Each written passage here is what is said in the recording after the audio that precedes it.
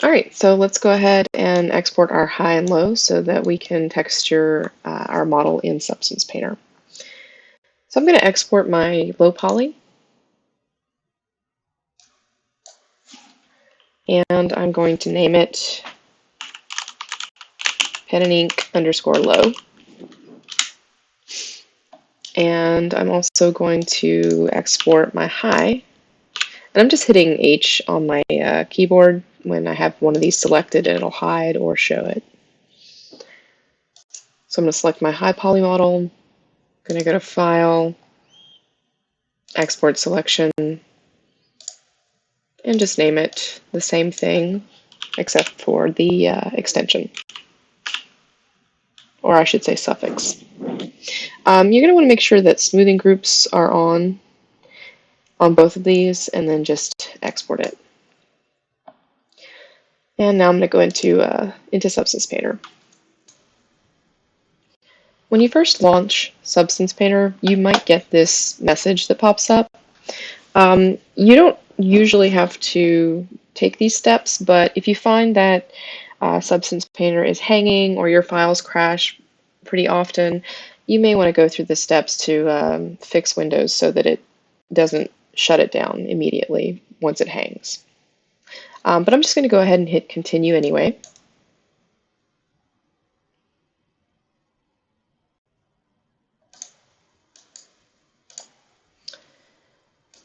And I'm going to close this welcome window. There are some good tutorials and forums that you can check out. Substance Share has some stuff that you can download, and then Substance also has like some preset models that you can work with. But I'm going to close this. And to set up a new project, I'm just going to go to File and New. Your template is going to kind of designate what files and what type of files you're going to export for your textures. For this project, we're just going to use PBR metallic rough because that's pretty much the standard on most things. Now, if you're going to use these maps in Unreal or Unity, you might want to use one of those presets. So if you switch to Unity, you'll notice that the normal map format is now OpenGL, and compute tangent space per fragment is turned off. If you switch this to Unreal, you'll notice that DirectX is now the format, and there's a check here. So what I'm going to do is sort of follow what Unreal has, but I'm going to use the PBR metallic roughness template. So I'm going to leave the normal map format at DirectX, and I'll just put a compute or a check next to compute tangent space. I'm going to select my model here, and I'm going to bring in the low. You don't want to hook up the high here because that will definitely crash Substance in most instances. We're going to hook that up somewhere else. So just select the low.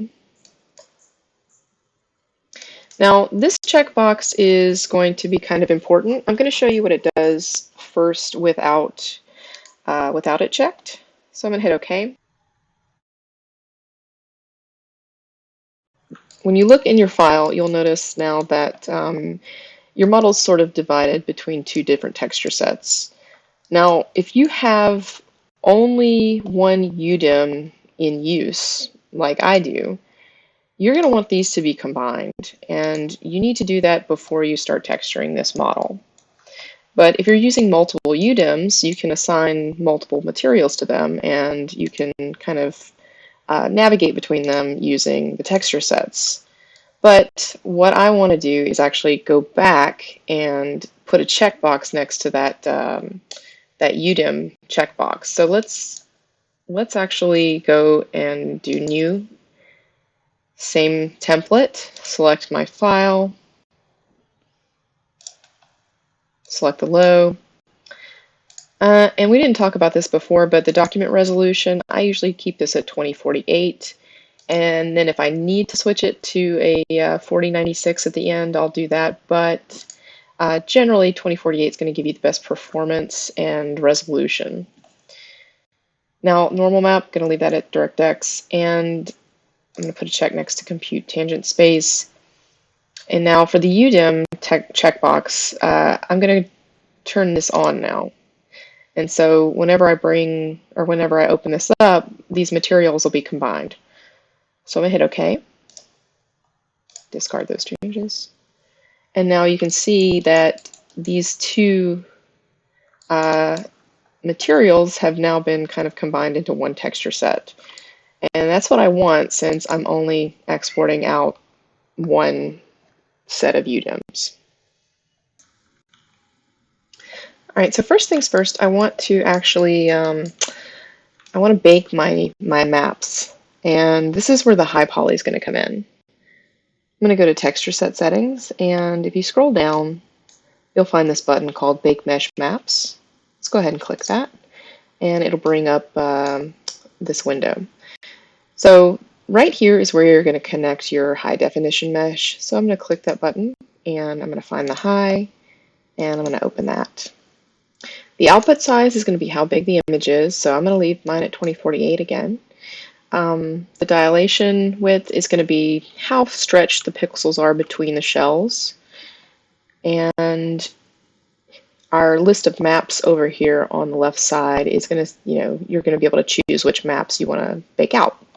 Now, the only one I don't really need right now is the ID map. Now, that can be used for baking vertex color from a high poly model, for instance, if you exported it from ZBrush with polypaint on it, or this can be used to set up different areas of maybe a mask, or maybe setting up a map for texture swaps within a game engine. So we're just going to leave that unchecked for now because it'll give me an error if I don't. And then I'm going to click on Bake Mesh Maps.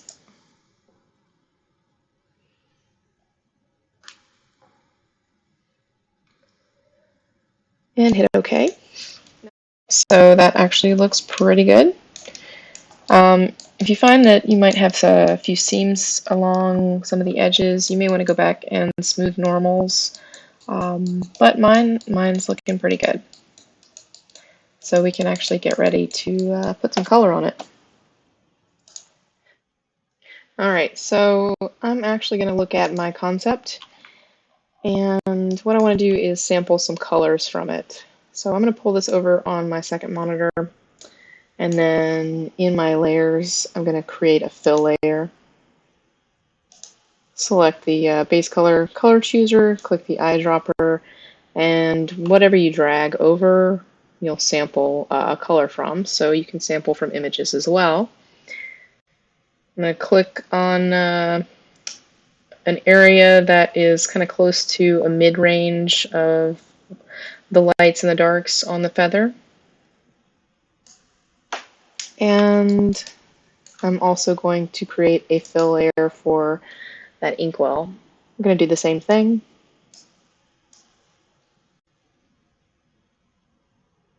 Okay. And then I'm going to come back and create a mask for this top layer here. So it doesn't matter which one you have on top, you'll just need to mask out the areas that you don't want to show on whatever layer you're working with. So I'm going to do, let's add a black mask. So that's going to hide all of the color on this layer. And then what I want to do is go over here to this polygon fill button. Now you have a few different options. You've got triangle fill, quad fill, mesh fill, and UV chunk fill, and that's the one that we're going to be using. And the color we're going to be using is white because that's obviously the opposite of black. You also have those properties here in your window. If you select triangle, you'll notice that it just fills triangles. If you do quad, it does the quads. If you do mesh, it'll fill individual meshes. And if you do UV chunk, it'll actually fill in the chunks or the UV shells. So let me actually undo what I've done so that I can do a correct mask on this model. And I just want to show the Inkwell. So I'll click on that and in that area. And let's see, we'll do that part too. And what we can do for the tip of the pen is something similar. We'll just make another fill layer and we'll do another black mask for that. And then we will select the pen and this little piece right here to show through. And if I want to change the color here, I can, but gray is probably close to what I'll be using. So I actually want to create, or at least fake some lighting on this texture because it's a stylized texture. Now keep in mind, realistic stuff isn't going to have baked-in lighting, but some of the stylized pieces that you'll see in games actually do have some of the lighting painted into the actual texture. So what I need to do for that is actually set up some folders. So I'm gonna copy this mask and I'm gonna create a folder. I'm gonna move my Inkwell base color into that folder, and I'm going to actually get rid of that mask that I had there. So let's do remove mask.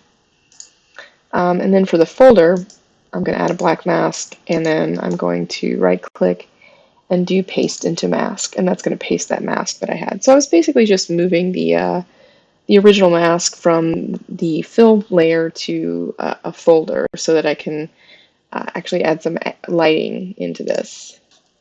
The next thing I'm going to do is create a new fill layer within that folder. And I want to have my color be a little lighter than the gold on the Inkwell. So maybe something kind of warm. We can always go back and change this color. But once you select a color, you're going to add something called a generator, and it's this button up here. I'm going to click on Add Generator, and right now there's nothing selected, so I can click this button. And the one that I'm going to choose is Light. So I'm going to select that one. And I actually messed up. I put it on the layer instead of a mask. So let me undo that one more time. And then let's go and create a black mask and add a generator to that mask instead. Same one as before, a light, so it looks a lot different. And for my lighting, I'm going to change the vertical angle to be 270 degrees so that it's top down. And if you rotate around your model, you can kind of see what that light's doing. So it's kind of hitting the top of it and having a little bit of a fall off on some areas. Now you can adjust some of the settings within that generator to make it look a little closer to what you were hoping for. So you may want to spend a few minutes adjusting these. And the next thing I want to do is add a mask editor layer. So I'm going to copy this just so I can keep that same color. And I'm going to change the light generator here to a mask editor generator. And that's going to give me the ability to change it in a different way. So now there's a little more lighting on the edges here. It's not exactly what I'm wanting it to look like, so I'm going to spend just a second and adjust some of these sliders so that it starts to look a little closer to what I was hoping it would.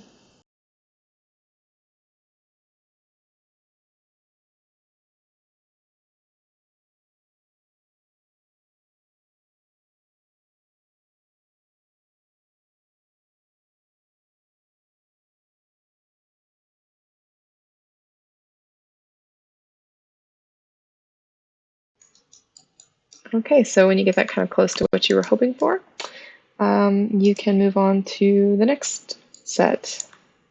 I'm going to do the same thing or a similar thing with the feather layer. I'm going to create a folder, put that color in the folder, and I'm going to create a black mask for that layer. And on that black mask, I'm going to add a generator.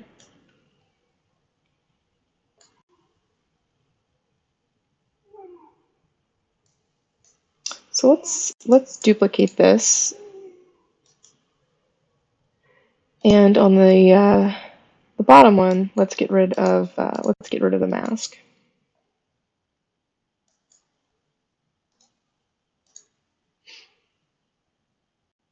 And for this top one, let's change that color to something a little lighter.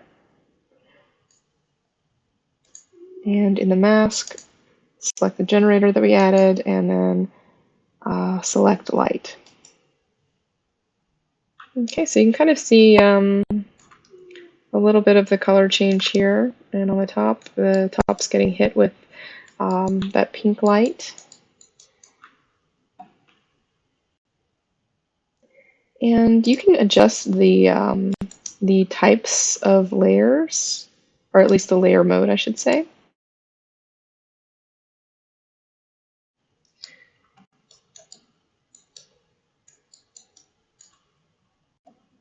If that doesn't look quite right to you, you can adjust some of those settings. But I'm just going to leave mine at normal, and maybe take the opacity down just a little bit.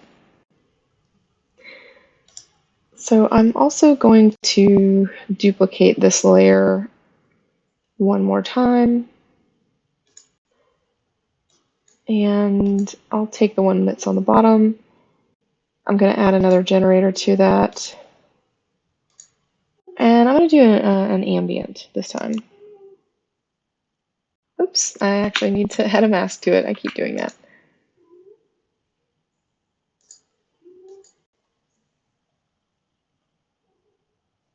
All right, select the mask, add a generator. Let's go with ambient this time. And if you want to see your model with no lighting, you can hit C on your keyboard, and it'll show just the base color channel. So this is all what we're working with right now. We've got kind of two colors right now showing up on our feather, and I want to get this one right here to maybe give us a little color on the bottom of it. So I might need to drag that above that base layer.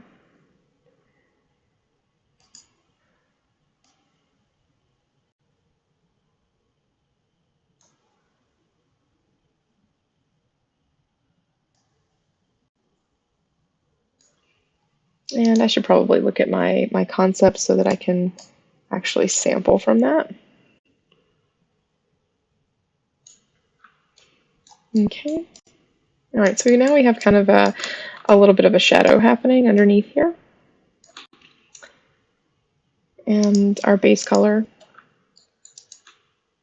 let's actually change this to maybe a multiply layer. And our top layer, I want to change that color to maybe something a little more of a gold color, goldish paint color. And let's see if we can change that to maybe a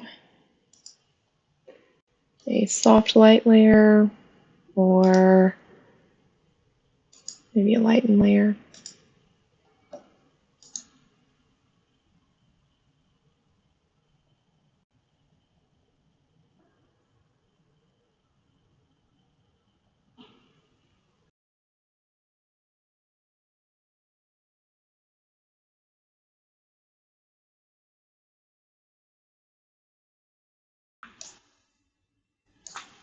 Okay, so this layer is having a little bit of an effect on the color here. So let me actually go back to a normal layer for that one.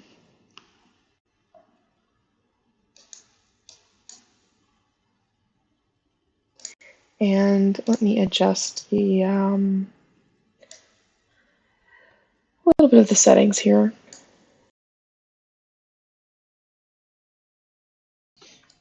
Okay, so that looks pretty good for the base color on that. Next up, what I want to do is actually add some of the metal and roughness values to this piece. Okay, so let's start with the metal. Now, I'm going to minimize that folder there, and I'm going to rename this Inkwell so that I can actually be a little cleaner with my scene and identify things a little faster.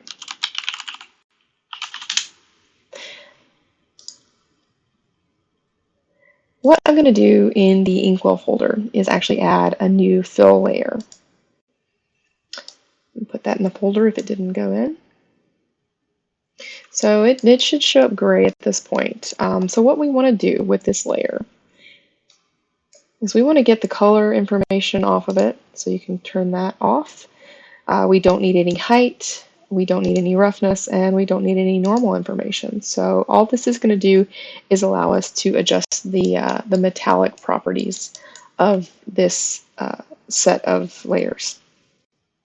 So if I take the slider right here and I slide it up, right now I'm not going to see any changes, and that's because I'm still in that color mode. So if you can cycle through the channels by hitting C, but if you want to go back to your material, hit M on your keyboard. And let's rotate that light around a little bit, and now let's try that metallic slider one more time. You can see as the closer I get to 1, the more metallic it becomes. Now, judging from my concept, I'm honestly not really sure what the material is on this piece. It might be metal, it might be glass, but I think I'm just going to leave it sort of metallic for now. Maybe somewhere in the middle. Now you can also adjust the roughness of this layer. You can make another fill layer and turn off everything but roughness if you want to have a little more control over it. So maybe that's what I'll do. I'll make another fill layer. Let me just name that metallic.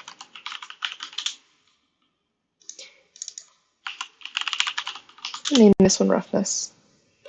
Again, same thing, turn off the color, the height, the metal, and the normal. So whenever you select this metallic layer, you can see that the metal's turned on, and whenever you select the roughness layer, you can see that the roughness is turned on. Now, we've already got a little bit of roughness on it, but if you slide that all the way to the left, all the way to where the roughness is fully off, it's a very reflective material, because it's building off of that metallic channel as well. So I don't want mine to be fully shiny. Kind of want something almost like a dull brass. So let's stick with this value right here. Looks pretty good. Rotate my light around it to see what it looks like, and I'm actually pretty happy with it. Now I'm going to do the same thing with that pin tip, but I need to put it in a folder. So let's move that up to the very top, move that pen color into the folder, and let's rename that.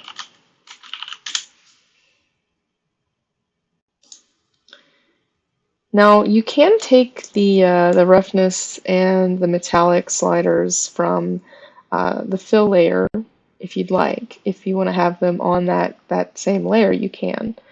I like to separate mine out like this because I feel like I have a little more control over them, and if I want to add some scratches and stuff to one, I can do that here. But we're really just changing values on this, so it's fine that it's on this layer. So I'm going to adjust that metallic to maybe fully metal, and the roughness, let's get it somewhere a little shinier than the Inkwell, but not so shiny that it's super reflective. Okay. So the next thing I want to do is make some details here in the feather, maybe some metallic and roughness adjustments to the feather.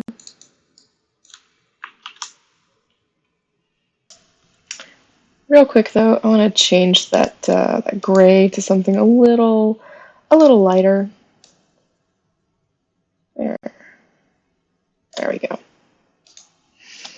Okay, so minimize that folder and let's move on to the feather section. I'm going to create another fill layer. I'm going to turn off the color and the height, and let's leave the roughness in the metal on this one and then turn off the normal. So if I were to actually paint on a layer, I would need to create a different type of layer.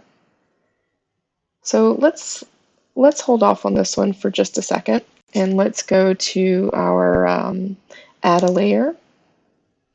And instead of having the metallic and the roughness values adjusted within the fill layer that produces like an overall fill, let's actually change those settings in our brush so that we can sort of dynamically do them with the paintbrush. So I'm going to turn off color, I'm going to turn off height, I'm going to leave the roughness and metal on, and I'll turn off the normal. And you can also, same thing as before, just change the settings. So go down a little bit and change the metal properties and the roughness. So that's actually pretty close to what I want it to be. Now, as for color, I don't really want any color on there, and I've turned that off. So now whenever I paint on it, it'll just be, you know, the metal or the roughness value. And you can see that if you rotate around a little bit. So I'm going to change my brush. Get a few different options here. A lot of these do different things. If I go to the basic soft, that gives kind of a nice look. And I'm going to minimize this. And I'm going to go back to my brush settings and turn the make the size a little smaller. And one other thing, whenever you're painting, it's really easy to accidentally get color or roughness or metal information onto those other UV shells. So you want to change something in your brush to make that not happen. So in the alignment, I'm going to change that to UV, and that way you won't accidentally paint onto the UV that is right next to it unless you actually mean to. So what I'm going to do is I'm going to go through this, and I'm just going to make some brush strokes that sort of define the way that the feather is going.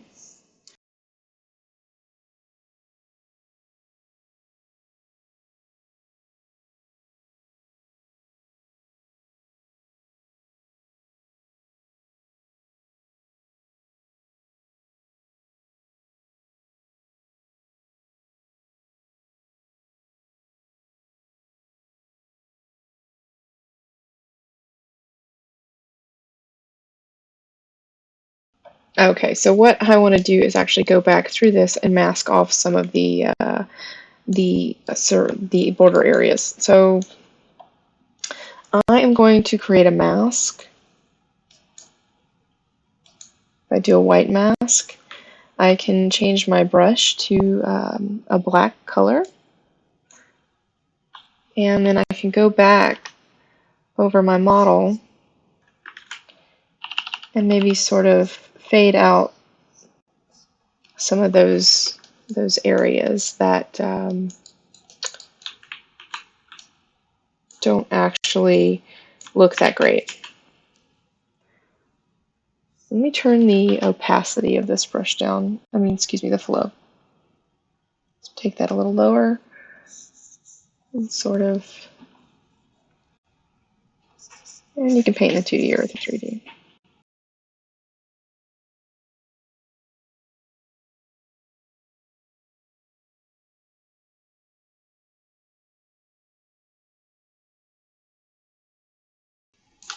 And when I look at the model when I adjust the lighting, you can see that it's creating this nice looking kind of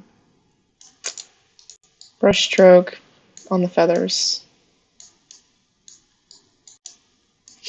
Now I actually want to change a little bit of the color in the feather because it's not quite enough just yet. It's almost there. Okay, so the overall shine of the feather is a little more than I was wanting, so I'm going to turn that down.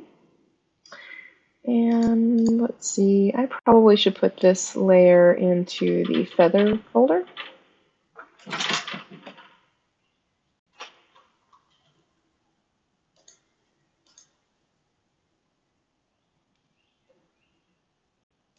And let's come back to this base layer and turn, let's take the roughness on this one and turn that all the way rough. We might actually just go ahead and turn it off, turn everything off except for the color. And the same thing for this one. We don't need any height, roughness, metal, or normal information on any of these.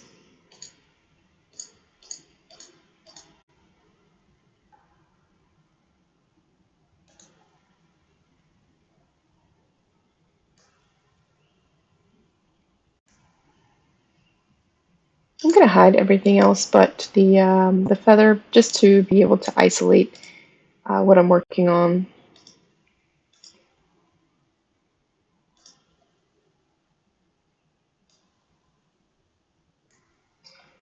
And there's a little bit of a shine that's coming from the model here. So I need to find out where that's coming from. We take that layer that we created earlier and put it in the that section 2, and we'll put it below that metal roughness layer. And let's turn the roughness all the way up on that one. And so that's going to give us more of like a matte look to the feather. And let's see if we can see if it looks like if we change the metal. Okay, so not really what I wanted to do. So let's just leave the roughness mostly turned all the way rough. And now you can just see the brush strokes that we created earlier that have the metal and roughness on those.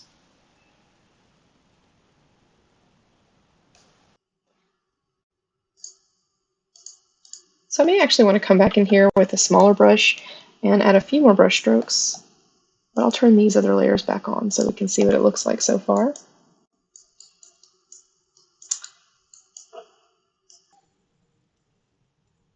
Okay, so I'm going to make my brush a little smaller. I'm going to do the same thing as I did before, but now we don't actually have to mask out any of the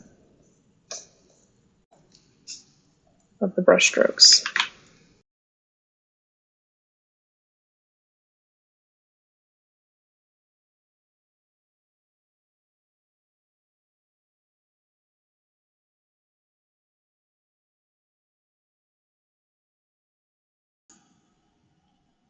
So I want to add a little shadow here along the inside of the feather, and maybe some outside of it, kind of sort of around surrounding the UV shell.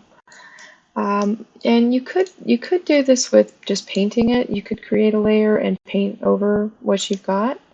But I just want to do another generator for this. So I'm going to create another fill layer. And for this one, I'm going to sample like maybe a darker color, sort of a darker purple. And let me make sure that that layer is actually above. Yeah, so put this above what you have so far. And I'm going to turn off the height, roughness, metal, and normal information. And then from there, I'm going to add a black mask. And again, we're going to add a generator, except this generator is going to be a little different. We're going to use the UV border generator, so this one right here at the bottom. And so that's going to give us a nice kind of soft, like surrounding color. It gives it a little bit of a gradient feel. And you can change some of the settings here if you want to make it a little darker or spread it out a little more. Maybe you want it to be pretty subtle.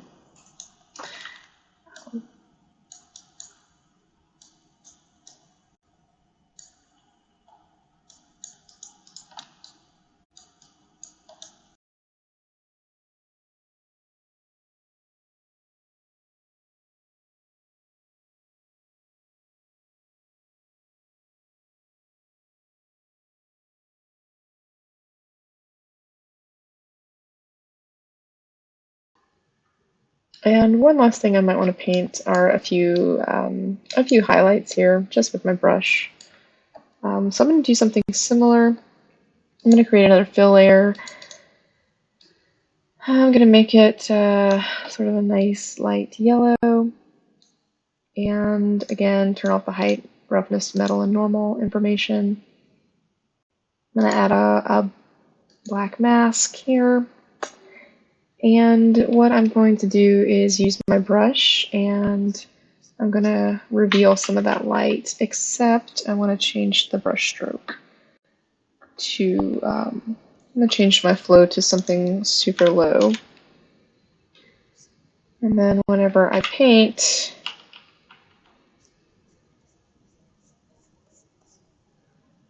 you can see some of that coming through.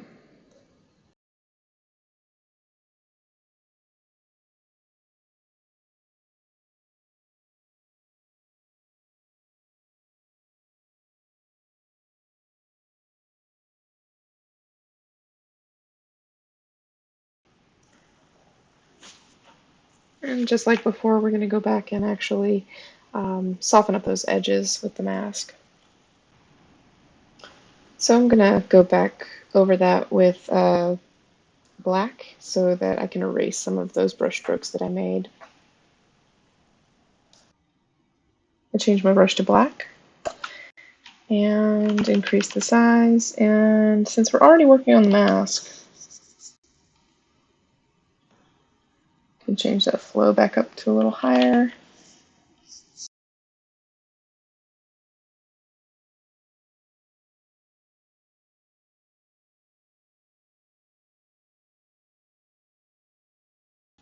And last but not least, I'll probably put some color on that that stem of the feather.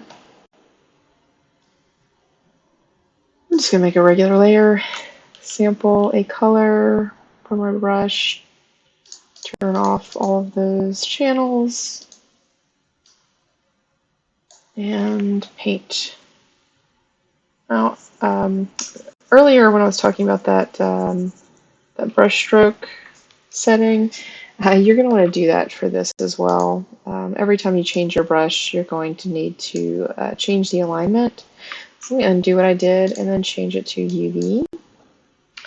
And then that way you can see that it's a lot harder to accidentally paint the surrounding areas. You can still do it on accident, but it's not as easy.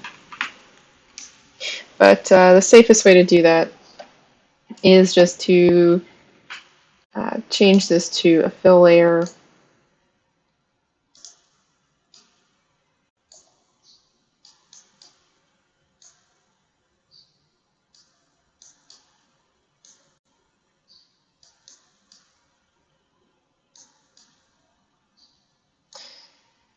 And mask out the area that you want to keep.